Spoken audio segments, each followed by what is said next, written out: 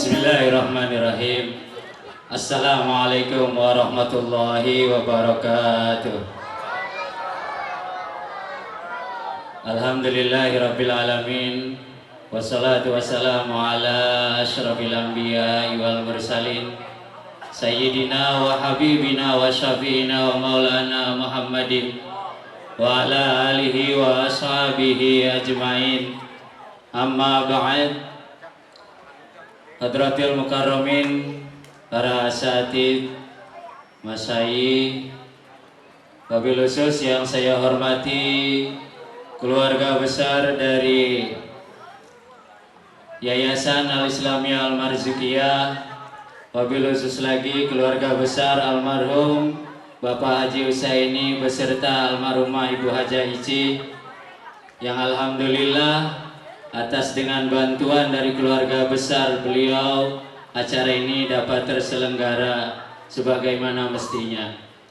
Juga yang saya hormati para guru, para ustadz, yang mohon maaf tidak bisa saya sebutkan satu persatu.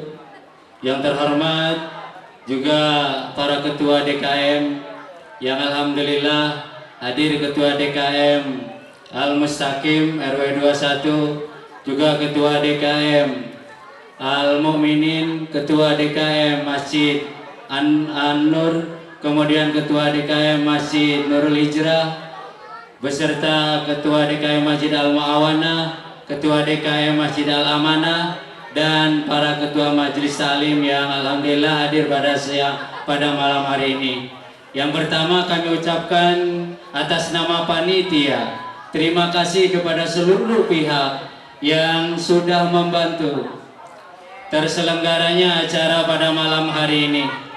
Kami ucapkan selamat datang kepada Al-Mukarram Bapak Kiai Haji Zuhri Yakub. Beliau sebenarnya tadi sudah hadir dari jam 9, cuma istirahat dulu Pak di rumah. Sebentar Kiai. Ini asik ya kalinya. Maaf. Mic-nya mana? Mic-nya udah nyala. Sekali lagi kami atas nama panitia, kami ucapkan banyak terima kasih kepada semua pihak yang sudah membantu terselenggaranya acara pada malam hari ini. Mudah-mudahan apa yang sudah disumbangkan, baik berupa materi, tenaga maupun pikiran dan segalanya, sehingga terselenggaranya acara Maulid Nabi Muhammad SAW, mudah-mudahan Allah balas dan menjadikan amal soleh yang diridhai oleh Allah Subhanahu wa Ta'ala. Juga yang kedua, kami atas nama panitia mohon maaf yang sebesar-besarnya atas segala keterbatasan, atas segala kekurangan yang kami berikan kepada para jamaah sekalian. Sekali lagi kami mohon maaf yang sebesar-besarnya. Inilah yang dapat kami persembahkan kepada para jamaah. Yang berikutnya, sekilas info, juga kami ucapkan terima kasih kepada aparat pemerintahan yang hadir pada malam hari ini. Wabil khusus Ketua Kelurahan Bakti Jaya, juga ada Ketua Dewan Anggota DPRD Kota Depok yang hadir pada malam hari ini. Kami ucapkan banyak terima kasih. Sekedar info bahwa Majelis Tazkiyatun Nufus itu melakukan kegiatan pengajian rutin setiap malam Sabtu atau di hari Jumat malam Sabtu setelah sholat Isya. Kita ngopi bareng, kemudian makan bareng, ketawa bareng, ngajinya nomor sekian. Itulah di Majelis MTN, Majelis Tanpa Nama, Pak. Ya, jadi alhamdulillah pada kesempatan malam hari ini kami bisa melaksanakan kegiatan Maulidun Nabi Muhammad Sallallahu Alaihi Wasallam. Kami hanya berharap keberkahan dari pelaksanaan Maulidun Nabi ini. Mudah-mudahan kehadiran Majelis Tazkiyatun Nufus di tengah-tengah masyarakat bisa memberikan keberkahan dan senantiasa diridhai oleh Allah Subhanahu wa Ta'ala. Itu saja yang dapat kami sampaikan atas nama panitia.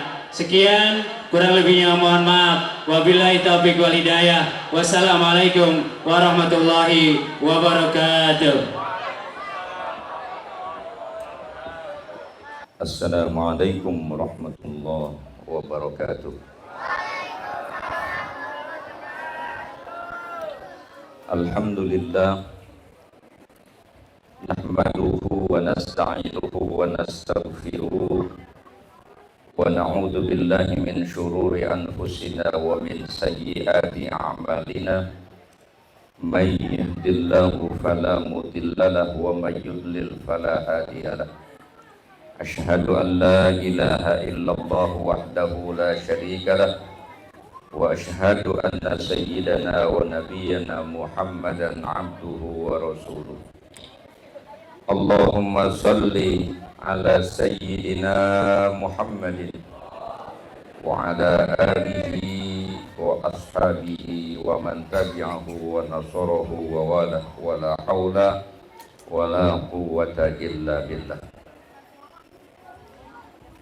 Hadratil mukarramin wal muhtaramin, para asatid, para guru, para orang tua, para tokoh masyarakat, bil khusus pengasuh Majlis Tazkiyatun Nufus dan juga seluruh jamaahnya, panitia pelaksana yang dipimpin Pak Surahman, Ustaz Muryadi dan seluruh keluarga besar Yayasan Al-Marzukiyah, hadirin bapak-bapak dan hadirat ibu-ibu, saudara-saudara sekalian yang mudah-mudahan kita semua senantiasa dirahmati dan diberkahi Allah Subhanahu wa taala. Alhamdulillah, malam ini jatuhnya malam ke-8 bulan Rabiul Awal. Meskipun jumhur ulama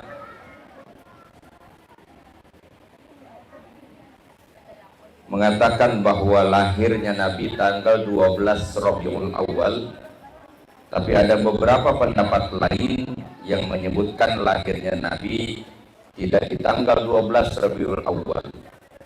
Salah satunya Syekh Abdul Aziz Ad-Dabbar di dalam kitabnya Al-Ibriz menyebutkan bahwa Rasulullah lahir pada tanggal 7 Rabiul Awal.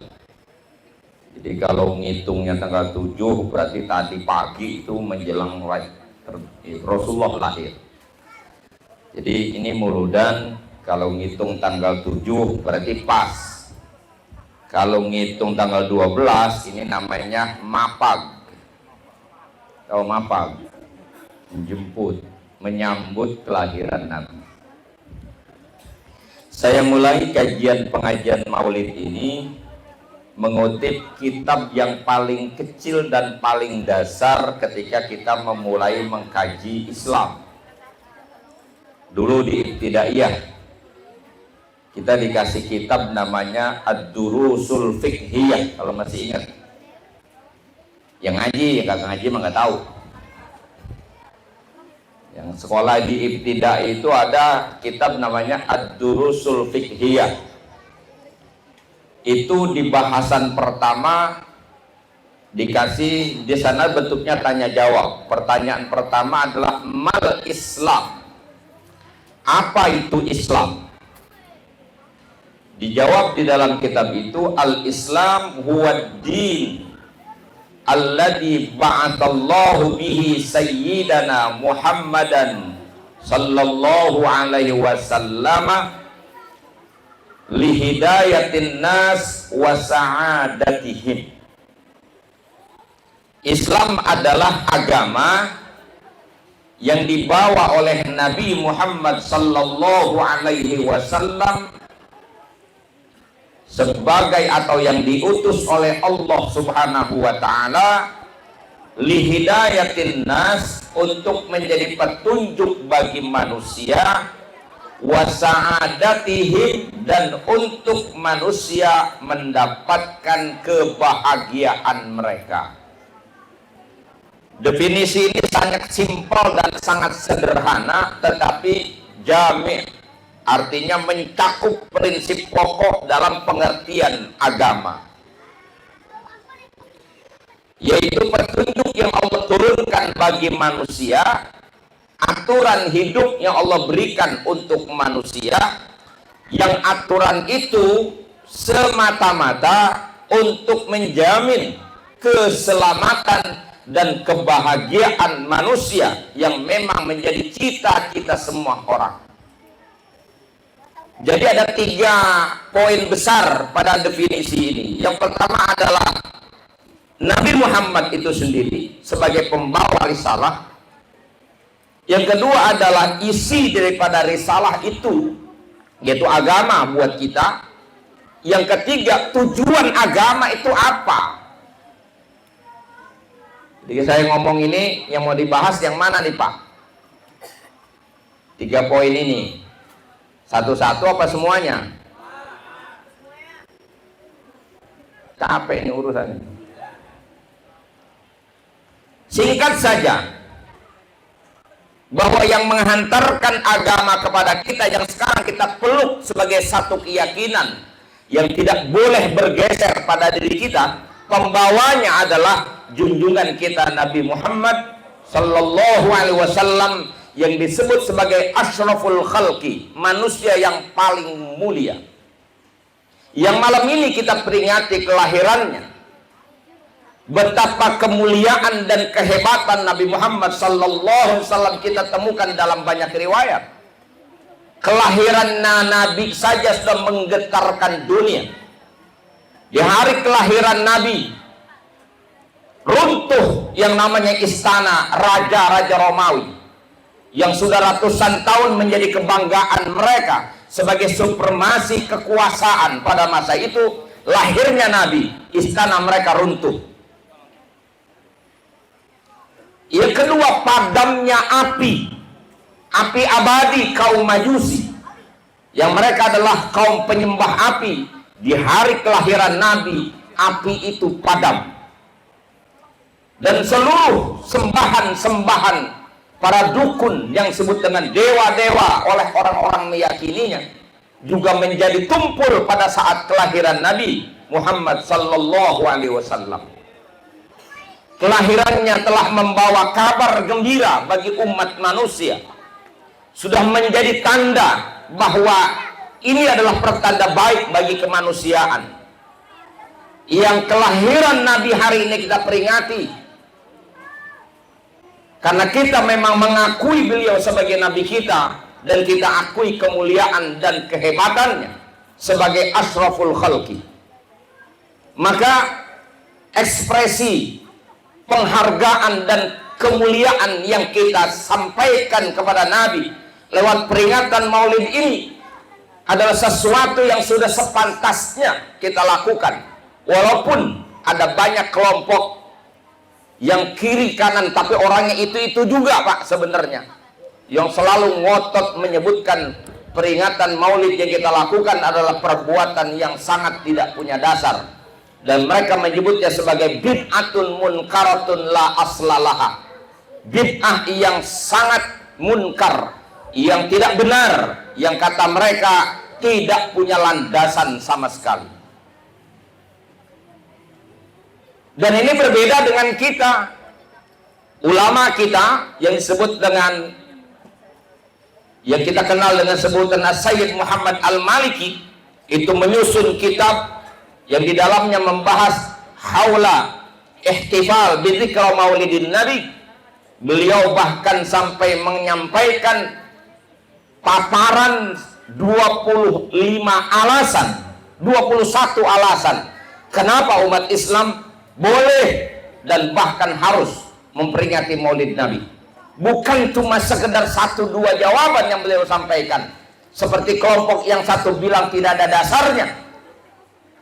Ulama kita menjawab dengan dalil dan data yang lengkap, bukan lagi 1, tapi sampai 21 dalil yang disampaikan. Salah satunya adalah takbirun anil farah was surur bil Mustafa Rasulillah sallallahu alaihi wasallam. Satu bentuk ungkapan, kalau bahasa anak muda sekarang, ekspresi kecintaan kita gembiranya kita, senangnya kita dengan kelahiran Nabi Muhammad, orang yang telah membawa agama yang kita peluk sampai hari ini. Kegembiraan ini bukan kegembiraan yang semena-mena tanpa dasar juga. Kita bisa tarik rujukan dalam Al-Quran yang beliau paparkan di sana. Ada dalam Al-Quran ayat yang berbunyi, Allah Subhanahu wa Ta'ala katakan, falyafrahu, itu kalimatnya itu. Qul bi fadlillahi, surah Yunus ayat 58 kalau tidak salah. Qul bi fadlillahi wa bi rahmatihi fabidzalika falyafrahu huwa khairum mimma yajma'un. Katakanlah, dengan karunia dan rahmat Allah hendaknya orang-orang beriman bergembira. Jadi Allah Subhanahu wa Ta'ala di ayat ini memerintahkan kita orang-orang beriman untuk bergembira manakala mendapatkan karunia dan rahmat Allah. Yang lebih menariknya lagi, Abdullah bin Abbas yang dikenal dengan sebutan Tarjumanul Quran, mufassir Quran pertama, beliau mengatakan bahwa rahmah di ayat ini yang dimaksud adalah junjungan kita, Nabi Muhammad sallallahu alaihi wasallam. Kenapa rahmah disebutkan sebagai Nabi Muhammad? Karena di ayat lain Allah berfirman, "Wa ma arsalnaka illa rahmatan lil alamin." Tidak kami utus engkau ya Muhammad kecuali sebagai rahmat buat seluruh alam. Dan faktanya tidak ada rahmat yang paling besar bagi manusia kecuali lahirnya, hadirnya, datangnya Nabi Muhammad sallallahu alaihi wasallam. Itu baru sekedar satu saja, nanti kita mau jabarin panjang lebar. Kalau bisa lebar, kalau bisa panjang. Tapi yang penting mah ini nyambut muludan aja. Ya, udah dapat berkat kan? Padahal panitia dari kemarin sudah bilang, kalau saya ceramah jangan ada anak kecil di depan saya. Oh, tapi dek, ayah mau dengerin, kalau nggak mau dengerin, udah dapat berkat kan? Nggak mau pulang juga nggak apa-apa dah. Ya, tapi kalau ngobrol jangan, atau mau tidur nggak apa-apa di situ. Kalau mau ngobrol ntar saya tiup dari sini, nggak bisa kencing. Jangan kencing di situ maksudnya. Terus ini, terus. Dan saya nggak usah panjang lebar lah ngomong sama orang sini. Saya yakin udah percaya, nggak mungkin orang sini gelar maulid kalau tidak menganggap maulid itu penting. Pastinya begitu. Dan nggak mungkin juga bikin maulid kalau nggak punya alasannya. Pasti punya tujuan dan punya alasan. Yang paling penting adalah kita memperingati diri kita sejauh mana sekarang kita benar-benar menerima ini agama yang dibawa oleh Nabi Muhammad dengan komitmen yang jelas dalam beragama. Menjadikan agama sebagai hidayah dari Allah. Betul-betul agama ini li hidayatin nas, menjadi petunjuk kita untuk melakukan apa dan tidak melakukan apa. Komitmen itu yang paling penting. Dan kita momentum maulid memperingati diri kita. Sudah sejauh mana selama ini kita berpegang kepada komitmen kita itu. Dan untuk bisa memahami dan punya kekuatan pemahaman dan tekad yang kuat berpegang kepada ini semua, itu perlu dipahami dan dipelajari yang namanya agama. Agama bukan sekedar kumpulan perintah dan larangan yang menyesat atau yang menyusahkan manusia. Ketika Allah perintahkan kita kewajiban-kewajiban tertentu, ketika Allah sampaikan larangan-larangan tertentu, sebenarnya semua perintah yang Allah berikan, bila kita telusuri semuanya sampai kepada maqasidus syariah, kepada maksud dan tujuan kenapa itu dibebankan kepada kita, kita akan sampai kepada pemahaman bahwa itu memang sebuah keniscayaan yang harus kita lakukan. Karena tidak ada yang namanya perintah kecuali di sana ada manfaat bagi pelakunya.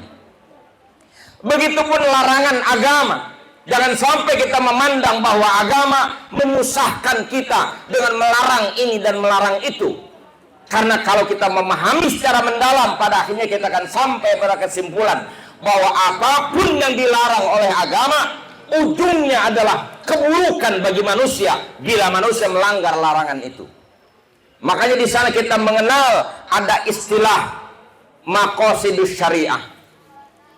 Dan tujuan dari agama, Allah mewajibkan kita beragama, mengharuskan kita berpegang kepada agamanya, itu ada tujuan-tujuannya. Yang disebut dengan hifzuddin, hifzun nasal, hifzun nasab, hifzun nafs maksudnya.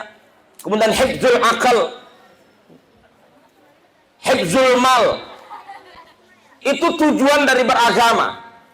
Ketika Allah larang kita untuk minum minuman keras atau mengkonsumsi barang-barang yang memabukkan, itu konteksnya adalah hifzul akal, untuk menjaga normalisasinya akal kita, normalnya cara kita berpikir. Karena manusia yang membedakan dirinya dengan binatang adalah akalnya. Bayangkan kalau akal manusia tidak berfungsi, apa bedanya manusia dengan binatang? Maka potensi yang Allah berikan berupa akal yang sehat untuk bisa memahami apapun fenomena alam dan memahami apa yang ada di lingkungan kita, itu janganlah dirusak. Allah larang bagi kita untuk mengkonsumsi barang-barang yang memabukkan. Ketika Allah larang kita untuk mengambil milik orang lain, tujuannya adalah hifzul mal. Kenapa dilarang kita mencuri? Karena bagaimanapun juga kepemilikan kita sudah punya masing-masing bagiannya, dan kita mesti menerima bagian kita. Tidak boleh mengganggu milik orang lain. Sebagaimana kita tidak suka milik kita diambil orang, maka kita pun tidak boleh mengambil milik orang lain. Termasuk tidak boleh mengambil barang yang diharamkan, karena akan merusak sendi-sendi kehidupan bagi pelakunya. Bayangan Pak, hari ini orang tidak mampu membedakan halal dan haram. Padahal kalau kita tanya agamanya apa? Islam. Dan yang melakukan itu bukan kalangan orang-orang bodoh. Korupsi itu tidak dilakukan oleh orang-orang bodoh, Pak. Yang melakukan korupsi pasti orang pinter. Udah berapa banyak bangku sekolahan yang dia makan itu? Dari mulai ada apa? PAUD, TK, SD, SMP, SMA, S1, S2, bahkan S3. Jangan tanya hukum halal haram sama mereka, tahu. Tapi kenapa mereka lakukan itu? Pedagang, udah pergi haji padahal, tapi masih curang dengan takaran dan timbangannya. Ada yang begitu? Ada. Itu semua dia nggak mampu menjaga. Agama melarang kita, sama Pak. Ketika kita membeli sesuatu kita ingin dicukupkan, tapi kenapa ketika kita menjual kita mengurangi jatah orang, kan merugikan orang lain. Maka diharamkan kita mengambil hal-hal yang atau barang-barang yang bukan milik kita. Agama hadir untuk menjaga ketertiban bersama dan seterusnya, termasuk perintah-perintah agama. Jangan sekedar dipahami perintah sebagai beban yang menyusahkan dan mengganggu aktivitas hidup kita. Satu hari kita diperintah untuk sholat 5 waktu. Apa tujuannya? Makanya kajian kita, apalagi udah ngomong tazkiyatun nafs, bukan cuma sedang membahas tentang rukun sholat saja, tapi sudah sampai pada masa di mana kita memahami kenapa Allah mewajibkan kita sholat. Salah satunya kalau mau lihat maqasidus syariah, Allah sebut kok di Quran semua kewajiban itu. Contohnya sholat itu apa kata Allah? Aqimis sholata lidzikri. Tunaikanlah sholat untuk kamu mengingat aku. Jadi sholat adalah konteksnya membangun relasi manusia dengan Tuhannya, mengingat Allah, zikir kepada Allah. Pertanyaannya, untuk apa pentingnya orang berzikir? Pada akhirnya kita semua mengurai bahwa hidup manusia ini adalah kombinasi antara fisik dan ruh, antara jasad dan ruh. Kalau jasadnya ada, ruhnya nggak ada, itu namanya mayit, Pak. Kalau ruhnya ada, jasadnya nggak ada, itu namanya memedi. Ini kan bukan mayit, karena ada ruhnya. Ini bukan memedi, ada jasadnya. Berarti ini manusia. Dan kita tahu jasad itu kebutuhannya apa, ruh kebutuhannya apa. Kalau untuk urusan fisik, kata Allah di Quran di ayat yang lain Allah katakan, mereka itu mengerti betul, ya'lamuna zahiran minal hayatid dunya. Mereka manusia itu paham hal-hal yang sifatnya zahir untuk urusan dunia, yang material untuk urusan dunia. Tapi untuk urusan akhirat, manusia itu seringkali lalai. Ya contohnya ini. Kalau kebutuhan fisik kita dari mulai urusan makan, minum, tidur, istirahat, itu nggak usah pakai diatur sama agama. Ngerti banget Pak. Orang kalau lapar pasti butuh makan. Asal perutnya lapar, ada berbunyi-bunyi dikit, udah paham, pasti nyari bakul nasi. Kalau hawanya haus, pasti dia nyari air. Asal udah angot-angot dikit, nyari bantal. Paham kan? Paham yang kayak gitu mah. Itu kan kebutuhan fisik Pak. Tahukah kita kebutuhan rohani kita itu apa? Roh itu konsumsinya bukanlah nasi, bukan roti. Roh kita konsumsinya bukanlah air. Roh kita tidak pernah istirahat. Tapi roh kita butuh asupannya. Sebagaimana tubuh kita membutuhkan asupannya, roh juga membutuhkan asupannya. Apa asupan roh itu? Zikir kepada Allah. Maka pada akhirnya Allah katakan, ala bidzikrillah tatmainnul qulub. Ketahuilah bahwa dengan zikir kepada Allah, hatimu akan menjadi tenang. Maka nggak ada jalan lain manusia kalau pengen hidupnya tenang itu, kecuali membangun rasa dengan Tuhan, ingat dengan Allah. Dan Allah tidak bebangi kita 24 jam terus, tapi setidaknya lewat sholat itu terbaharui 5 kali dalam sehari, terbaharui intensitas hubungan kita dengan Tuhan, masuknya asupan rohani kita, di mana roh kita ini tidak akan pernah tenang, tidak akan pernah bahagia, tidak akan pernah mengalami suasana yang smooth, kecuali hati ini disambungkan dengan penciptanya, yaitu Allah Subhanahu wa Ta'ala. Kalau sampai pada level ini kita memahami dan meyakininya, maka bagi kita sholat bukanlah sebuah beban, tapi sholat menjadi kebutuhan bagi kita.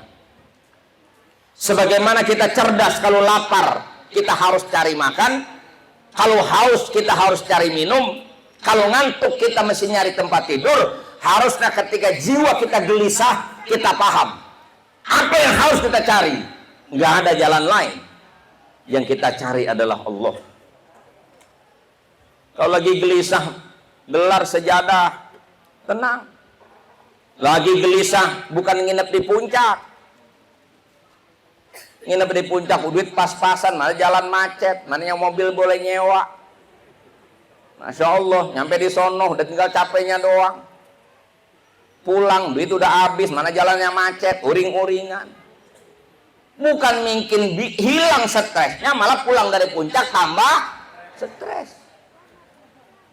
Dia pikir dengan rekreasi hidupnya akan bahagia. Hari ini kan trennya begitu orang. Tuh lihat di TikTok tuh. Yang disajikan tempat hiburan, yang disajikan tempat gegarasan. Nggak jauh urusannya. Jangan dikira kalau kemudian manusia yang berlimpah kekayaan dunia, hidupnya bakal bahagia. Tidak. Hari ini kita bisa saksikan. Dan kita bisa cari informasi yang lengkap kalau Bapak tidak punya informasi. Bahwa tidak melulu orang-orang yang hidupnya berkecukupan dia mendapatkan kebahagiaan yang mereka cari. Negara-negara barat hari ini, khususnya yang ada di wilayah Skandinavia, dari mulai Denmark, Swedia, Finlandia, Iceland, dan segala macam, mereka adalah negara yang mencapai tingkat pendapatan tertinggi di dunia. Di Asia model kayak Jepang, pendapatan per kapitanya paling tinggi. Tapi tahukah kita bahwa bunuh diri itu adalah penyebab kematian tertinggi di negara-negara maju? Kenapa mereka bunuh diri? Padahal buat orang Depok mungkin nggak masuk akal. Orang duitnya banyak bunuh diri. Kata orang Depok, yang nggak punya duit. Kalau dia punya duit, dia akan tahu juga Pak sebenarnya. Karena duit tidak menjamin manusia bahagia. Karena pemenuhan rohaninya kosong. Mudah sekali mereka stres, mudah putus asa. Tapi orang yang punya iman, orang yang punya Tuhan, cenderung akan kuat dalam menghadapi dinamika hidup. Dan Allah sudah turunkan ayatnya di Quran, wala tayasu mir rauhillah innahu la yayasu mir rauhillah illal qaumul kafirun. Jangan sekali-kali putus asa dari rahmat Allah, karena tidak ada yang putus asa dari rahmat Allah kecuali orang kafir. Ya karena mereka nggak punya tujuan hidup yang jelas. Kalau kita dengan agama, dengan keyakinan kepada hari kiamat dan segala rentetan peristiwa yang terjadi sesudah kiamat, di sana ada surga, ada neraka, kita yakin betul orang beriman ini nanti kalau mati kita akan dapat surga. Yakin nggak? Itu yang bikin kita kuat, Pak. Bahasa orang Depok mah begini, biarin dah di Depok gue hidup melarat, yang penting mantar mati masuk surga, karena saya punya harapan.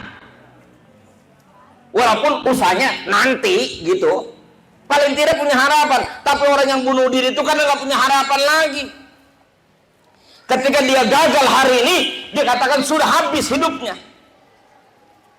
Dia nggak meyakini, karena mereka sekarang yang terpenuhi hasrat materialnya, kosong jiwanya, mudah dan rentan putus asa karena tidak punya pegangan dan keyakinan hidup.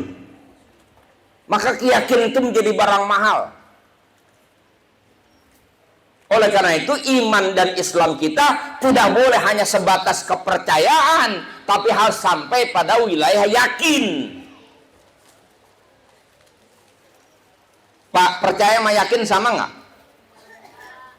Percaya sama yakin sama nggak? Yang jelas kalau ngomong ngeriang begitu. Udah berdiri saya ini kayaknya. Percaya sama yakin beda nggak? Bang, percaya nggak bang? Gue percaya sih, cuman gue kagak yakin. Tuh, beda kan berarti? Makanya beragama jangan cuma sekedar percaya, tapi mesti yakin. Orang kalau punya keyakinan, stabil hidupnya, Pak. Contoh yang konkret, ketika kita datang ke tukang cukur rambut, kan kita dikeredongin segini leher, dipotong rambut kita. Selesai dipotong, itu cukuran ditaruh sama tukang cukurnya. Dia buka laci di depan kita, tuh ada lacinya, Pak, dia tarik, seret aja begitu. Apa yang dia keluarin coba? Pisau. Posisi kita lagi sulit bergerak, yang dikeluarin ke tanggung pisau dan dibuka di depan kita. Kelihatan nggak pisaunya? Begitu dibuka pisaunya, diasah lagi, Pak. Asahannya persis di bawah gerobaknya itu. Dia tarik, dia kongseng depan kita, usrak, gasrek. Betul kan? Kita tenang nggak saat itu? Tenang nggak? Tenang. Kenapa kita tenang? Karena kita punya keyakinan. Bukan cuma sekedar percaya pisau bisa memotong apa saja. Tapi kita punya keyakinan pisau tukang cukur yang tajam itu dan diasah di depan kita, kita benar-benar yakin itu pisau bukan untuk menggorok leher kita. Kita yakin sepenuhnya 100% murni tanpa campuran bahwa pisau itu benar-benar hanya akan digunakan membersihkan rambut-rambut halus yang ada di sekitar kepala kita. Sehingga walaupun posisi kita tidak memungkinkan melawan dia, posisi dia lengkap dengan senjata yang sangat tajam, dengan tenang kita tidur sambil melek nunggu aksinya dia. Apa sebabnya? Karena kita punya keyakinan dia tidak akan menggorok leher kita. Betul? Makanya hidup kalau punya keyakinan tabah. Ini modelnya kayak begini, tabah-tabah hidupnya ini. Kadang-kadang udah susah banget masih doa aja, betul ya? Bahkan saking yakinnya, agak sembahyang aja yakin dapat surga.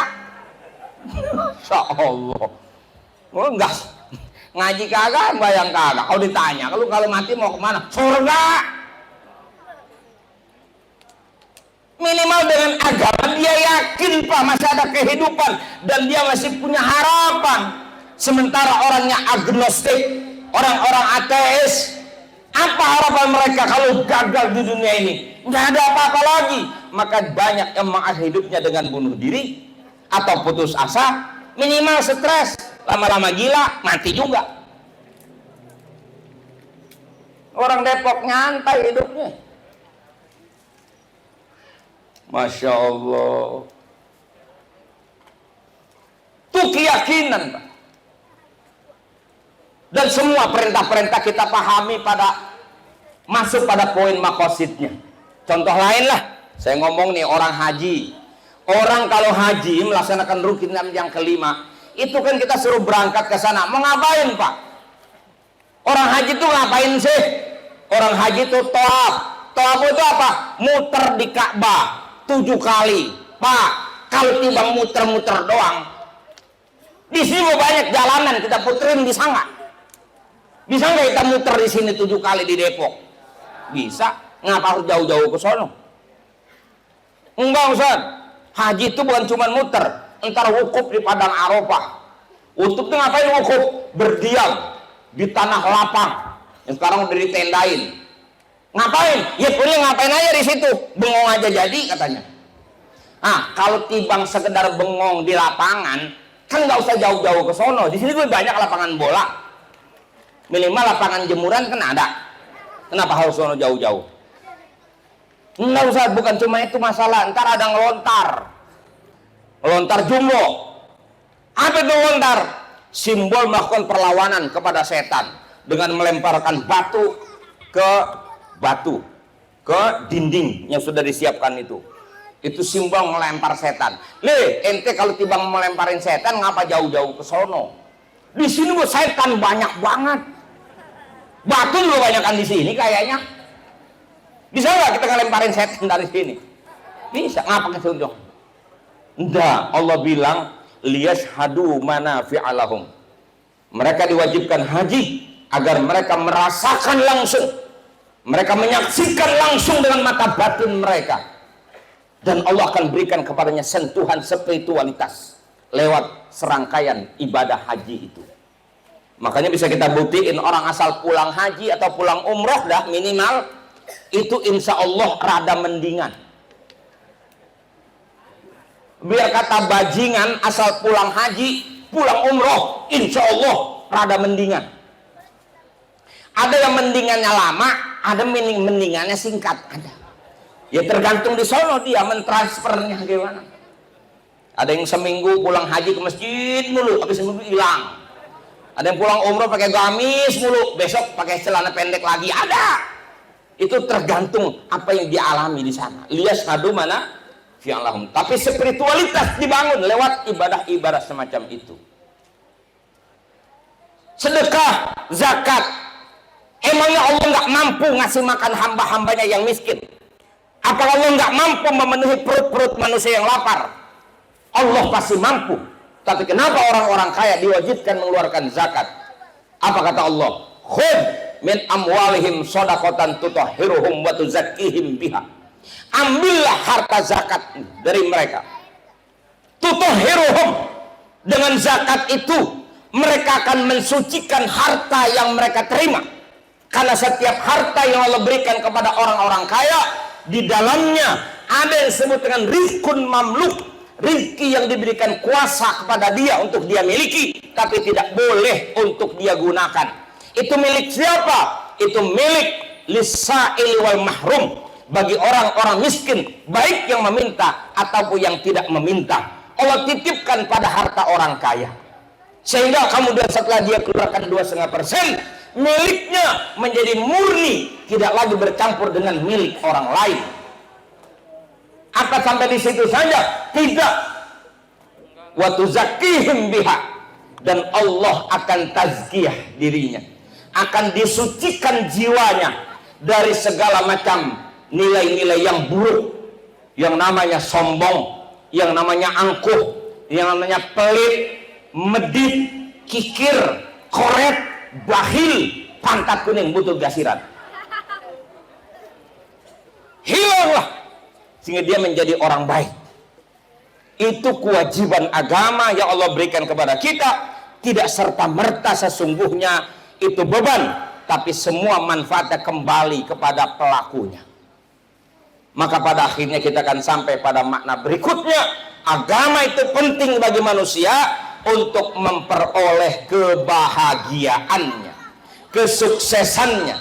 Dan Allah Subhanahu wa ta'ala telah menetapkan sunnahnya, telah menetapkan hukumnya dengan sebuah kepastian bahwa bahagia manusia, mulianya manusia, semua terletak di dalam agama yang sempurna. Harta tidak menjamin manusia akan mendapatkan bahagia seutuhnya. Pangkat dan jabatan tidak akan mampu menjamin kemuliaan seseorang. Istri yang cantik, suami yang tampan tidak menjamin kebahagiaan sebuah keluarga. Tapi agama yang Allah berikan kepada manusia akan menjamin itu semua. Dan bertebaran dalam Al-Quran, ayat yang diturunkan kepada Nabi Muhammad sallallahu alaihi wasallam yang harus kita pedomani, dan semua sudah dipraktekkan oleh Nabi, sehingga kemudian Allah perintahkan kita untuk atraksi di Rasulullah, meneladani Rasulullah lewat ayatnya, laqad kana lakum fi rasulillahi uswatun. Saya mau tanya, Nabi hidupnya bahagia nggak Nabi? Bahagia nggak Nabi? Pasti bahagia, Pak. Nabi kaya apa miskin? Yo, nggak jelas ngajinya. Nabi kaya apa miskin? Kagak akur. Diam-diam, Bu. Jangan makan bakso, saya tanya. Nabi kita kaya apa miskin? Kaya. Nabi kita kaya apa miskin? Tuh, nyono kaya, ini miskin. Dengerin baik-baik. Mana ada yang bilang Nabi kaya, mana? Mana bilang Nabi miskin tadi? Nih, ada bilang Nabi miskin. Dengerin. Jangan sembarangan. Berani-berani bilang Nabi miskin. Pak, Bapak tahu Nabi Muhammad waktu nikah dengan Siti Khadijah, mas kawinnya apa? Onta, berapa onta? 20 ekor unta. Ontanya bukan onta kecil, onta bunting, Pak. Onta yang ukurannya sudah 4 tahun masuk 5 tahun, yang kalau dikonversi dengan kerbau atau sapi di Indonesia kira-kira 50 juta satu. Kalau 50 juta kali 20 ekor sama dengan, nggak bisa ngitung, orang susah dah. 20 ekor kali 50 juta berarti berapa? 1 miliar. Ada orang Depok yang kaya mas kawinnya 1 miliar? Nggak ada. Loh, kalau Nabi mas kawinnya 1 miliar, Nabi miskin apa kaya kalau gitu? Miskin apa kaya Nabi? Oh, kaya kan? Ini bilang Nabi kaya mana tadi? Dengerin. Riwayat dari Siti Aisyah, beliau menceritakan pernah suatu masa 2 bulan dapurnya nggak ngebul. Orang kaya, dapurnya nggak ngebul, orang kaya. Kalau orang Depok dapurnya nggak ngebul, bisa mesen gosen, GoFood, warteg di samping rumah, masakan Padang geser dikit. Dulu belum ada ya namanya GoFood, belum ada warung Padang, belum ada Albek, nggak masak, artinya memang kagak ada yang dimasak.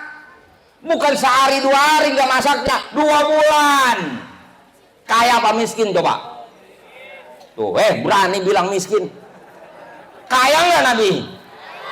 Lah, otak ente bagaimana ngitungnya 2 bulan kagak punya masih kaya aja? Tuh, 2 bulan nggak makan. Ditanya sama sepupunya, selama nggak masak itu yang kau makan apa? Cuma 2, air sama korma. Sesekali tetanggaku yang punya kambing dan dia punya kambing yang bisa diperas, kalau dia meras kambing, kadang-kala dianterin susunya sedikit ke rumah. Hanya itu tambahannya. Selebihnya hanya makan air dan minum dan makan korma saja. 2 bulan. Mana ada orang Depok 2 bulan kagak masak? Semiskin-miskinnya orang Depok, pagi-pagi sarapan sepiring mentung nasi uduk, siang makan sayur masak asam pakai nambah 2 piring, malam masih makan lagi dengan tupisan kangkung dan labu plus dengan tempe goreng. Ntar pulang dari sini sebelum tidur masih geratak. Mindo namanya. Semiskin orang Depok sehari minimal 3 kali makan plus mindo 1. Tapi Nabi selama 2 bulan rumah tangganya nggak ngembul. Maka ukuran yang sifatnya materi kayak begini tidak bisa dijadikan standar buat kita. Nggak mesti orang yang hidupnya miskin kemudian harus menderita. Nggak mesti juga yang berkecukupan pasti bahagia. Karena Allah tidak meletakkan bahagia di dalam limpahan harta. Allah tidak letakkan bahagia dan mulia dalam limpahan tinggi jabatan. Dan Allah tidak berikan kita bahagia pada materi. Tapi Allah berikan bahagia kita lewat agama yang sempurna ini. Itulah ayat yang selalu kita baca. Dari yang paling pendek, wal asri innal insana lafi khusrin illal ladina amanu wa amilus. Itu paling pendek udah ayatnya. Binasa kata Allah, sesungguhnya manusia, halnya lil istighraq, mencakup semua jenis manusia. Mau kaya, mau miskin, mau cakep, mau jelek, mau orang kampung, orang kota, asal judulnya manusia berpotensi menjadi orang-orang yang rugi. Lalu Allah membuat pengecualian, illal ladina amanu wa amilus, kecuali mereka yang beriman dan mau melaksanakan amal soleh.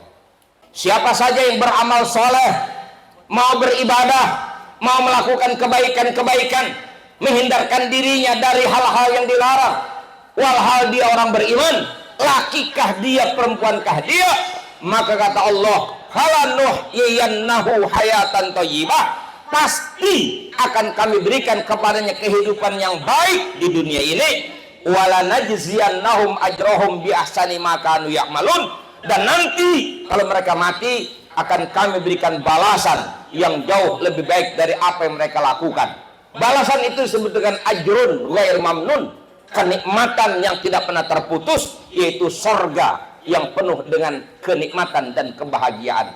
Itu hanya dijanjikan kehidupan dunia yang baik, mati akan dapat sorga. Janji Allah bukan kepada semua orang, tapi kepada yang beriman dan beramal soleh. Itu ayat yang sedang. Percaya nggak? Apa terusin? Yang panjang nih ayatnya, panjangan lagi nih. Kalau ceramah kan begitu, kayak orang bener saya kalau ceramah. Ini ceramah baru segini aja saya udah capeknya kayak orang ceramah 2 jam. Karena memang capek dari kemarin, baru pulang. Terus ini. Terus. Ini yang panjang nih. Surah An-Nur ayat 55. Wa'adallahu alladhina amanu minkum wa amilus solihat la yastakhlifannahum fil ard kama stakhlafal ladina min qablihim wa la yumakkinanna lahum dinahumul ladzi irtada lahum wa la yubaddilannahum min ba'di khaufihim amna ya'budunani la yusyrikuna bi syai'a wa man kafara ba'da dzalika fa ulaika humul fasiqun. Shadaqallahul azim. Udah begitu dah, saya gak usah terjemahin lah. Yakin? Yakin? Oh, nggak diterbain aja yakin, apalagi dijelasin. Udah yakin karena Quran ini baca sama saya. Saya nggak baca yang lain, baca Quran. Dijamin dunia kita akan baik. Kalau agama itu kita jalankan dengan baik, akhirat kita akan baik. Kalau agama itu kita jalankan dengan baik. Kuncinya itu sudah. Tapi seringkali kemudian nafsu duniawi kita lah yang merusak agama. Makanya keren pengajian tazkiyatun nafs, udah keren nih. Ini pengajian sufi udah ini urusannya. Yang ditata bukan lagi urusan fisik, urusan hati. Udah bicara orientasi. Kenal gak nenek-nenek? Orientasi paham nggak? Orientasi. Kita nggak paham lagi. Yang dikaji bukan lagi hal-hal cebok, bukan. Yang dikaji urusan nih, urusan hati nih, biar nyambung ke Tuhan gitu. Keren Pak. Saya kalau nyebut udah ngeri aja ngomong tazkiyatun nafs, saya mah orang saya maklum kotor hati saya. Ngelihat orang kaya dikit rasanya kita kagak enak. Itu kan rusak namanya hati kita. Ada ustadz, belum ada ustadz baru, tapi laku banget, ngenes juga. Kan rusak namanya. Ada yang begitu ada. Masya Allah. Ada temen sekolahnya duluan kita, malah dia jadi pejabat, kita masih nganggur aja. Rusak gak hati kita? Tuh yang kaya-kaya begitu, perilaku-perilaku yang merusak perilaku manusia. Karena lepas dari prinsip agama, lepas dari prinsip iman. Kita ngomongin rezeki aja Pak, kamu udah diatur sama Allah. Yakin nggak udah diatur sama Allah? Ya agama bilang kalau sampai kita umur 4 bulan, waktu kita di perut emak kita, itu malaikat diutus oleh Allah. Ngapain? Bikat birizkihi wa amalihi wa ajalihi wa syaqiyun am sa'idun. Udah distempel, udah di-download, tahu di-download. Di-download yang ada di Lauhil Mahfuz. Umur kita 4 bulan, ketetapan untuk kita nanti bagaimana dan apa di dunia dalam hidup kita, itu sudah di-download umur kita 4 bulan. Di antaranya apa? Rizkuhu, rizkinya udah dicatat semua. Makanya urusan rezeki Pak, nggak usah ngenes-ngenes amat, nyantai aja. Ngotot nyari duit tapi kagak sembayang. Mending kali jadi pejabat, direktur, mimpin rapat lah, lobby lah, ini itu, letibang ngojek doang, nggak punya waktu. Ada yang begitu? Ada. Mohon maaf, ini bukan ngomongin ojek maksudnya. Kalau ojek kan nggak terikat, dia boleh perek, boleh jalan, boleh ngaso, boleh tidur, boleh jalan lagi kan maksudnya kan. Artinya kan waktunya dia bisa ngatur sendiri, betul. Tapi kalau dia udah sembahyang belum, waduh repot banget gua, nggak sempet. Tuh, coba. Lah, ngatur dewek kok nggak sempet? Kena aneh orang. Makanya agama kita katakan, kau silakan carilah rizkimu. Fantashiru fil ardi wabtagu min fadlillah. Tapi jangan kau ambil milik orang lain. Wala taqulu amwalakum bainakum bil batil. Cari. Di bahasa Qur'annya kan fantasiru, bahasa kitanya ngayab tidak sono, ngayab tuh ngayab. Tuh. Bertebaran, maksudnya bertebaran. Ya kemana aja? Peluangmu yang kau tahu, ambil. Tapi jangan kau ambil yang bukan milikmu. Dan begitu bahasanya Allah. Yang halal kau ambil, yang haram ya jangan. Karena nafsu dunia, yang penting kaya, halal haram nggak dipakai. Yang tadi depan saya lagi itu. Islam padahal, pulang haji padahal, dagangnya tetap aja curang. Itu timbangan takaran nggak pernah beres. Masya Allah, jomplang. Timbangan diganjel pakai karet, takaran ditonjok bawahnya. Tujuannya apa? Supaya untung gede. Kan nyolong berarti. Pak, bapak mau nyolong atau kagak nyolong? Tapi kalau kita benar berpegang sama agama, ada lagi tambahan rizki dari Allah, namanya rizkun mau'ud. Rizki yang dijanjikan hanya untuk orang-orang yang bertakwa saja, bukan untuk orang yang targetnya dunia, bukan. Orang-orang ahli ibadah yang soleh selalu akan dapat jaminan dari Allah, namanya rizkun mau'ud. Ayatnya apa? Wa may yattaqillah yaj'al lahu makhraja wa yarzuqhu min haitsu la yahtasib. Orang yang bertakwa kepada Allah akan ditolong sama Allah kalau ngadepin masalah, Allah yang bakal beresin. Dia susah, rizkinya akan ditambah oleh Allah, akan diluaskan rizkinya oleh Allah. Siapa itu? Mayyatakillah, orang yang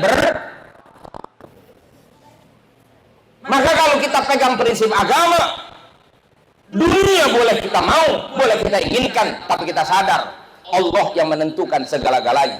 Allah yang punya.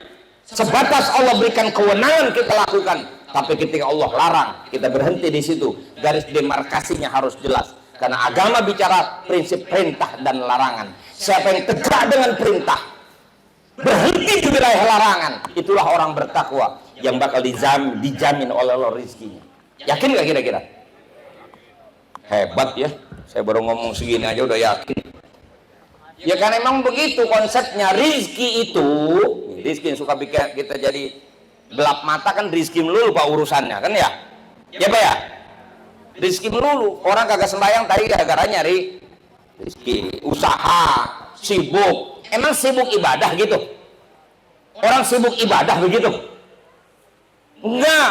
Sibuk dengan urusannya, lupa dengan ibadah. Jarang orang yang sibuk sama ibadah sampai nggak nyari rezeki. Jarang. Paling ustadz di rumah aja datangin murid, dagang salah, nggak dagang salah. Kalau dagang murid nggak kepegangan, kalau nggak dagang bini ngomel mulu. Akhirnya ustadz dagang online.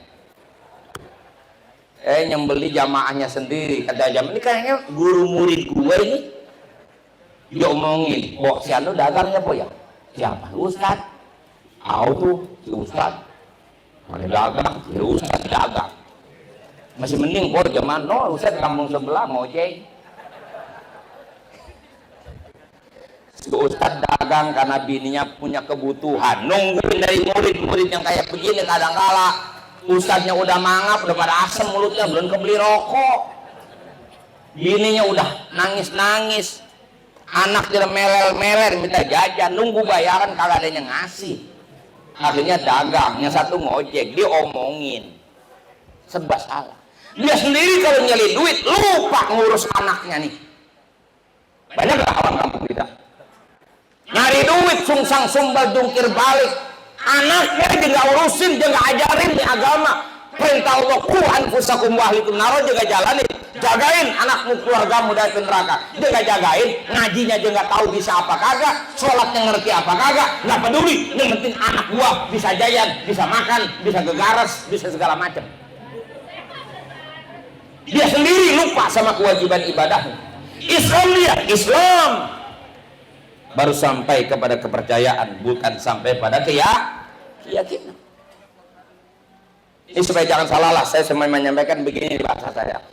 Buat kita jangan terlalu penasaran sama itu. Saya lagi melambungkan istilah baru Pak. Buat saya aja. Tapi murid-murid saya pada nanya. Ini istilah yang saya lagi lambungkan nih. Saya sering tulis di status saya. Tetap menyerah, jangan semangat. Repot nih urusan. Kalau orang kan nulis tetap semangat, jangan merah. Saya balik, tetap menyerah, jangan semangat. Karena ayatnya semua begitu Pak. Tetap menyerah. Apa kata Allah? Wa 'alallah falyatawakkalul mu'minun. Orang beriman mesti nyerah sama Allah ya. Hari ini saya dalil pembantahnya kalau ketemu. Fa idza azamta fatawakkal 'alallah. Kalau kamu sudah punya tekad kuat, maka selebihnya serahkan kepada Allah. Ayo cari dalil pembantahnya kalau ada. Jadi bahasanya tetap menyerah. Menyerah kepada siapa? Jangan nyerah sama nasib, menyerah apa yang punya. Paham? Ya boleh bener boleh kagak, bapak boleh kayak kagak, ini urusan saya sih. Supaya kita tetap hidup ini jangan merasa hebat Pak. Kita yang dikasih kehidupan ini, yang punya hidup adalah Allah. Dari mulai penciptaan kita sampai amal kita, yang punya siapa? Allah. Sampai kita bisa ibadah juga jangan bangga, jangan merasa kita mampu ibadah. Kita bisa ibadah karena Allah pilih kita menjadi orang beriman, dan Allah berikan kita taufik untuk bisa menjalankan apa yang Allah perintah. Itu namanya ibadah. Jangan merasa kita ibadah karena saya paham, karena saya ngerti, karena saya alim. Karena saya ngerti dan alim, maka saya ibadah. Yang lebih ngerti dari ente, yang lebih alim dari ente banyak, tapi gak sembahyang, ada gak? Kalau tiba-tiba ngerti doang, belum tentu orang bisa jalanin agama. Kalau dia tidak punya taufiknya dari Allah Subhanahu. Oh saya emang gak zina, saya emang gak mau, saya tidak mencuri, saya tidak korupsi. Kenapa? Karena saya tahu itu dosa. Yang tahu itu dosa bukan cuma ente, yang ngerjain juga tahu dosa. Ente nanya hukum zina jangan sama ustad, sama pelacur kalian sono. Tanya pelacur, zina haram apa kagak? Tanya sama dia, Nyolong, jangan tanya sama ustadz, sama malingnya tanya. Nyolong haram apa kagak? Pasti. Saya tidak zina, alhamdulillah. Alhamdulillah kita nggak zina karena Allah berikan maunah kepada kita. Bukan karena sekedar tahu zina dosanya besar, tapi Allah berikan kita benteng, Allah berikan kita pertolongan untuk tidak jatuh dalam perzinahan. Alhamdulillah. Berarti yang punya itu siapa sebenarnya? Ketika kita menjadi orang baik dengan melaksanakan perintah, ketika jadi orang baik tidak melakukan larangan, itu sebenarnya dari siapa semuanya? Allah, bukan kemampuan kita semata. Maka para ulama menerjemahkan makna la haula wala quwata illa billah, la haula ala ta'ah illa bitaufiqillah, wala quwata ala tarkil ma'asi illa bima'unatillah, la quwata ala fi'li ta'ah illa bitaufiqillah, wala quwata ala tarkil ma'siyah illa bima'unatillah. Tidak ada daya bagi kita untuk melakukan ibadah kalau bukan karena taufiknya Allah, dan tidak ada kemampuan kita meninggalkan maksiat kalau bukan karena pertolongan Allah. Itu baru namanya orang beriman. Ini baru tibang sekedar melaksanakan kewajiban, kadang-kadang malah kemana-mana. Romannya yakin banget mau ke surga aja. Mendingan nyerah sama Allah. Ya Allah, segini yang bisa saya lakukan, baru semacam ini. Ya Allah, tambahkan lagi taufikmu ya Allah, agar aku bisa melakukan kebaikan yang lebih dari yang ada. Tambahkanlah maunahmu ya Allah, agar aku bisa membentengi diriku dan aku terhindar dari maksiat kepadamu. Jadi semua kembalikan kepada Allah subhanahu. Apalagi urusan rizki, Allah udah bilang di Quran, rizki itu datangnya setelah orang mau beriman sungguh, mau bertakwa, dan orang yang mau sholat. Sebutan di Quran begitu, u'budu rabbakumul ladzi khalaqakum, baru sono rizkon di belakangnya. Rizki itu sebut sesudah ibadah. Yang tadi ayat saya baca, kalau pengen dapat limpahan rizki, harus syaratnya wa may yattaqil, bertakwa dulu dikasih rizki. Di surah Toha ada wa'mur ahlaka bis-shalah wastabir 'alaiha la nas'aluka rizqa nahnu narzuquka wal 'aqibatul littaqwa. Perintahkan keluargamu sholat, bersabar atas sholat, kami tidak bebani kamu urusan rizki, kami yang akan kasih rizki sama kamu. Jelas nggak itu ayatnya? Sholat dulu baru rizki. Jelas nggak? Jelas. Tapi kenapa kita hari demi hari demi mendapatkan rizki kita langgar semua aturan Allah? Demi mendapatkan rizki kita tinggalkan kewajiban ibadah kita. Bahkan ada yang gara-gara urusan dunia dia bersekutu dengan setan, dia tinggalkan tauhidnya, maka dia sesungguhnya sudah mengabaikan agama dan meninggalkan agama. Peringatan Maulid pada kita hari ini, malam ini, menegaskan kepada kita semua bahwa inilah jalan benar yang Allah telah pilihkan buat kita semua. Kita telah menerima sepenuh hati Islam sebagai agama, dan Nabi Muhammad sebagai pembawa agama adalah teladan utuh bagi kita semua dalam rangka kita mendapatkan kesuksesan hidup dunia dan akhirat. Di luar itu tidak ada lagi. Tidak ada lagi di luar itu yang namanya bahagia, selamat. Enggak. Jangan kira kalau punya bini cantik pasti bakal bahagia. Mohon maaf Pak, ya bagi orang yang punya bini jelek, mohon maaf ya. Enak kali punya bini cakep mak, itu bayangan bapak. Belum tentu cakep fisiknya diimbangi dengan cakep perilakunya. Enak dipandang, nggak enak dirasa. Ibu-ibu yang punya suami kuntet kayak saya, umpama, gak usah membayangkan kalau punya suami ganteng, gede, tinggi kayak artis, kayak Baim Wong, pasti bahagia. Belum tentu. Daripada punya suami kaya raya, mana ganteng, boro-boro ibu bahagia. Dia keluar 3 hari aja dari rumah, udah meriang. Mana parahnya nggak meriang, ganteng kaya, dia mampir rumah janda mana aja dibukain pintu. Ibu di rumah udah ngenes saja, tidur kagak pules, makan kagak enak, di mana bahagianya coba? Coba kalau punya suami udah jelek, miskin. Jangankan 3 hari dia nggak pulang, Bu, 3 bulan aman, ibu gemuk di rumah. Betul. Udah jelek miskin, siapa yang membukain pintu? Kan aman. Jangan dikira orang duitnya banyak pasti bahagia. Kenapa? Orang duitnya banyak, apapun yang dia pengen bisa dibeli. Kalau saya cuma timbang kepengen doang, kan begitu bahasanya. Enak orang kaya mah punya duit banyak, apa aja dia pengen bisa beli, duitnya punya. Pengen beli mobil tinggal ke dealer, pengen beli baju tinggal ke toko, pengen beli emas tinggal ke tokonya, pengen punya rumah tinggal bangun, duitnya banyak. Orang susah timbang kepengen doang. Itu loh salahnya ente. Udah tahu susah banyakkan kepengenan. Rumusnya hidup tuh nggak usah begitu. Nih maulidnya Nabi. Nabi yang kasih sedikit saja alur hidup bahagia. Ini kalau kita bisa jalanin ini nih dari maulid malam ini, kita bisa praktekkan ini dan kita terima seutuhnya ini, selesai Pak persoalan hidup kita, selesai. Mau saya kasih tahu? Jadi apa bahasa sononya? Saya menerjemahkan bahasa buat amat ribet ini. Jadi ekspektasi kehidupan, ya ilah,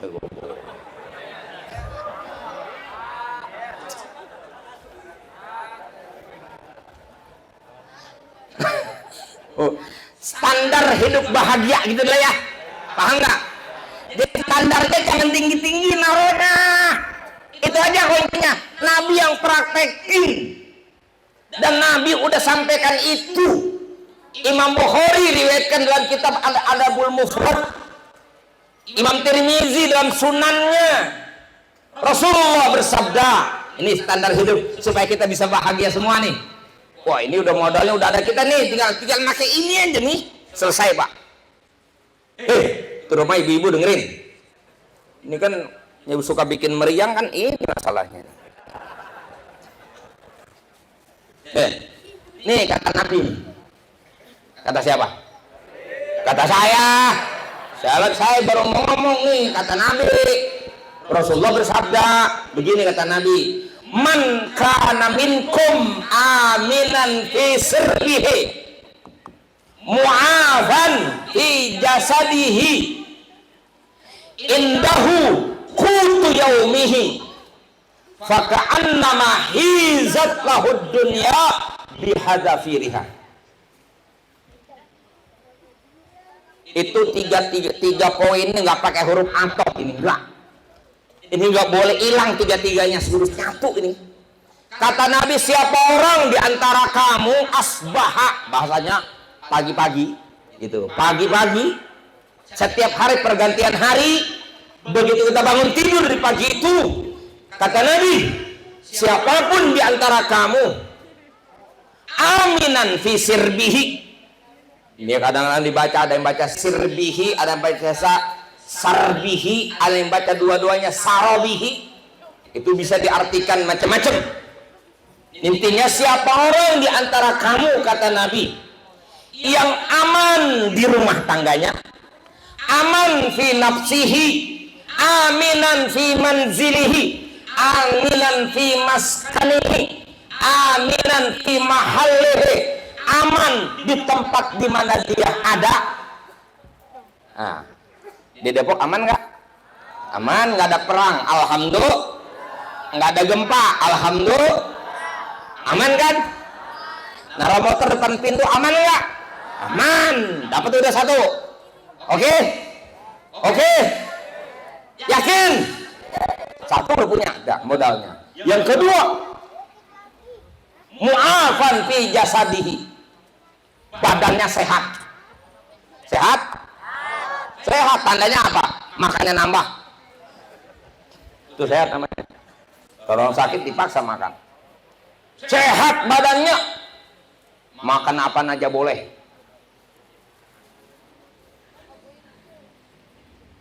Yang ketiga, nggak pakai waw ini, jadi satu semua.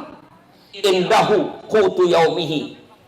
Dia nggak dibilang sama Nabi hartanya miliaran ribuan, no, enggak. Nabi cuma bilang dia punya makan yang cukup untuk makan hari itu. Maka faka'an nama, maka seolah-olah dia hizat lahud dunya, sudah diliputi, dilimpahkan dunia kepada dia, bihadzafiriha, dengan semuanya, seolah sudah mendapatkan dunia dengan segala isinya. Segitu doang, Pak. Aman, sehat, makan cukup buat besok sampai maghrib, udah aman. Jangan kejauhan. Kenapa mesti hari ini doang mikirnya? Lah besok mah lain lagi urusannya. Orang hidup juga belum tentu. Betul. Maka jangan mikirin kejauhan. Nih emak makan pikirin kejauhan. Lebaran masih 6 bulan lagi. Oh, udah arisan sembako. Besok Rejab lebaran masih 3 bulan. Belum ngirit baju. Persiapan buat lebaran. Kejauhan. Pokoknya hidup yang penting hari ini. Nyarap ada, makan siang sayur masak adem ada, tumis kangkung besok makan sore ada. Udah slow. Itu kata Nabi, happy udah. Sekalipun makan sore bekas makan tadi siang, tetangga ada menuju hari, alamat makan daging ini. Alhamdulillah. Begitu. Bahagia enggak? Bahagia enggak? Ya sudah, yang punya miliaran juga, Pak. Yang punya miliaran emang lebih, Pak, dari yang kita sebutkan tadi itu? Enggak kok. Emang mentang-mentang uang miliaran makannya sebakul-sebakul gitu? Enggak, makannya tetap sesuap-sesuap juga. Tidurnya juga sama-sama merem.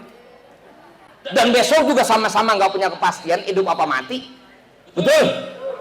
Urusan besok, ya besok. Biji mana aja besok. Ya Tuhannya masih ada nggak? Tuhannya masih ada nggak? Ada. Ya kita minta sama Tuhan, betul? Ya udah, gitu aja, sederhana. Udah susah menghayalnya tinggi. Lihat rumah orang gede. Wah, sampai kapan gua punya rumah kayak begini? Stres. Ente punya rumah udah kayak kardus gitu, ya, RS S7. Rumah sangat sederhana, selonjoran saja susah, samping sawah. Ente ngeliatnya jangan rumahnya di Pondok Indah. Melihatnya orang suka pada tidur kolong jembatan. Alhamdulillah, gua mau rumah riat-riat dikit juga adanya. Judulnya namanya rumah. Daripada dia tinggalnya di kolong jembatan. Begitu kata Nabi, unzur ilaman asfala minka. Lihat orang yang nasibnya lebih buruk dari kamu, supaya kamu mudah bersyukur. Sebab kalau kau melihat nasib orang yang di atas kamu, kamu akan meremehkan dan menghinakan nikmat yang Allah beri kepada kamu. Jadi standar bahagia kita diturunin dikit, Pak. Payah.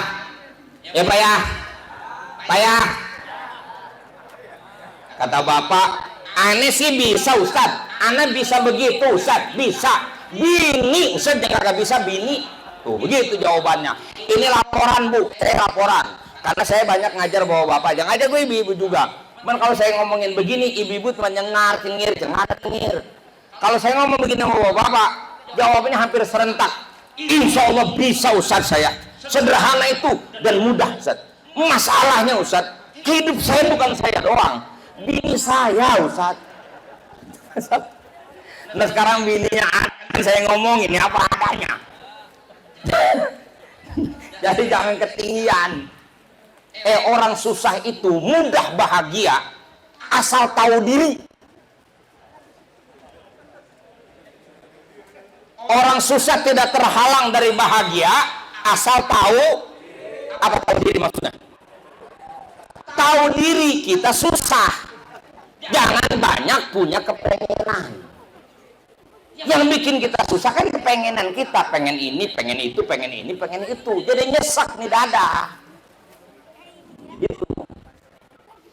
Makanya Nabi pesan kepada sahabatnya, wardo bima qasamallahu lak takun agnan nas. Ridholah kamu dengan pemberian Allah apa adanya, maka kamu akan menjadi orang yang paling kaya. Gitu. Ridho dengan apa adanya. Sebab kalau kita biar duit banyak nih, contohnya uang miliaran, deposit miliaran, tanah hektaran, tapi badan pada sakit, enak nggak kira-kira?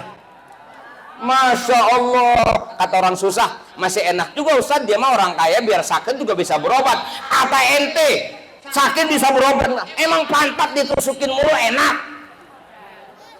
Udah disakitin bayar lagi kita, tetep pas sakit nggak enak.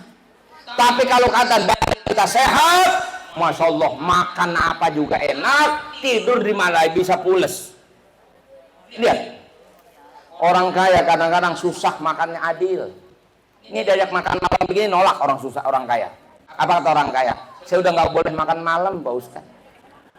Kata saya jangan makan malam, makan nasi ini mah. Iya pugu katanya nggak boleh makan nasi. Mengapa? Takut gulanya naik.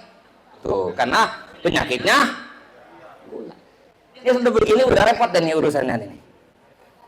Uangnya miliaran, bininya 4 Pak. Tapi penyakitnya kencing manis. Coba mau ngomong apa coba? Mendingan ente biar susah-susah badan sehat. Ngebul. Beres Pak urusan. Orang kaya kencing manis. Apalagi? Darah tinggi, hipertensi. Jantung. Dikasih makan nasi sepiring mentung kagak boleh, harus makan sebokor, nggak boleh nambah karena ini nanti gulanya jadi naik, makanya ditakar. Dikasih makan sate kambing nggak berani lagi aja, serem. Makannya pakai apa? Nasi sebokor dikeroyokin. Uang miliaran, makannya ditakar sebokor, launya timun dikeloyoin. Makan emping nggak berani, nggak berani. Beraninya makan kerupuk melarat, kerupuk yang digorengnya pakai pasir, namanya kerupuk emping, nggak berani.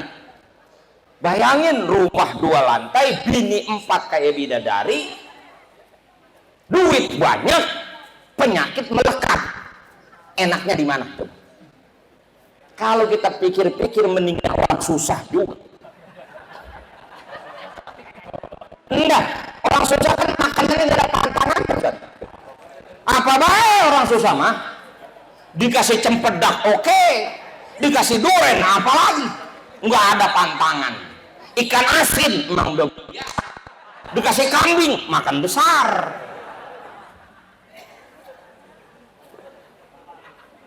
Emang gak ada pantangannya? Nggak ada, orang susah emang gak punya pantangan. Emang apa? Nggak tahu penyakitnya apa.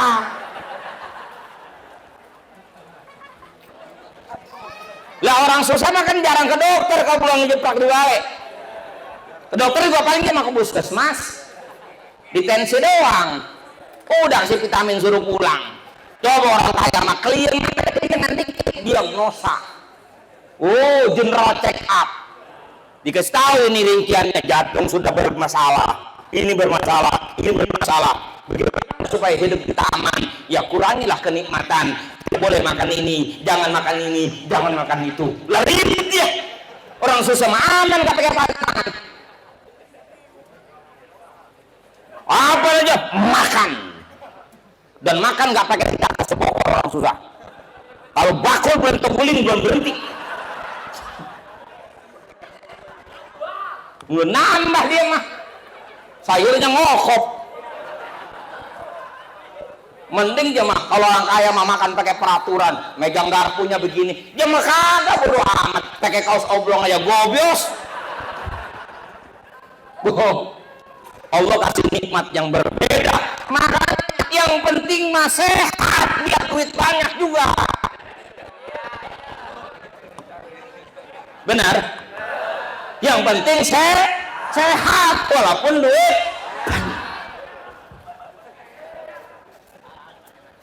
daripada sakit susah.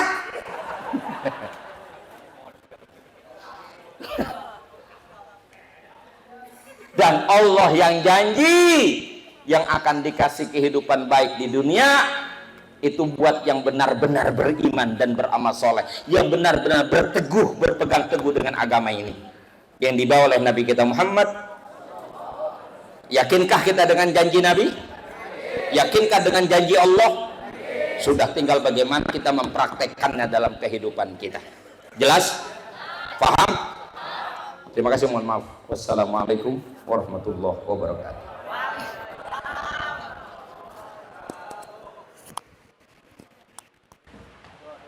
Bismillahirrahmanirrahim. Alhamdulillahirabbil alamin. Hamdan yuwafi ni'amahu wa yukafi'u mazidah. Ya Rabbana lakal hamd kama yanbaghi li jalali 'azimi sultanik. Allahumma shalli ala sayyidina Muhammadin salatan taghfaru biha dzunub wa tusrihu biha al-qulub wa tantaliqu biha al-usud wa talinu bi asrur wa ala alihi wa sahbihi wa man ilaihi mansur. Allahumma ja'alna hadza jam'an marhuma wa tafarruqna min ba'dihi tafarruqan ma'suma. Allahumma ahyina bi hayatil ulama wa amitna bi mautil syuhada wa hsurna gadan fi jumlatil awliya wa adkhilna jannatal anbiya alaihi salatu wassalam. Rabbana taqabbal minna innaka antas samiul alim wa tub alaina innaka antat tawwabur rahim. Allahumma ij'alna waj'al auladana wa talamijana wa asatijana min ahli ilmi wal khair wa la taj'alhum ya Allah min ahli syarri wa dar. Rabbana atina fid dunya hasanah wa fil akhirati hasanah wa qina adzabannar wa adkhilna jannata ma'al abrar ya aziz ya ghaffar ya rabbal alamin. Wa sallallahu nabil ummi wa ala alihi wa sahbihi wa sallam. Subhana rabbika rabbil izzati amma yasifun wa salamun alal mursalin walhamdulillahi rabbil alamin.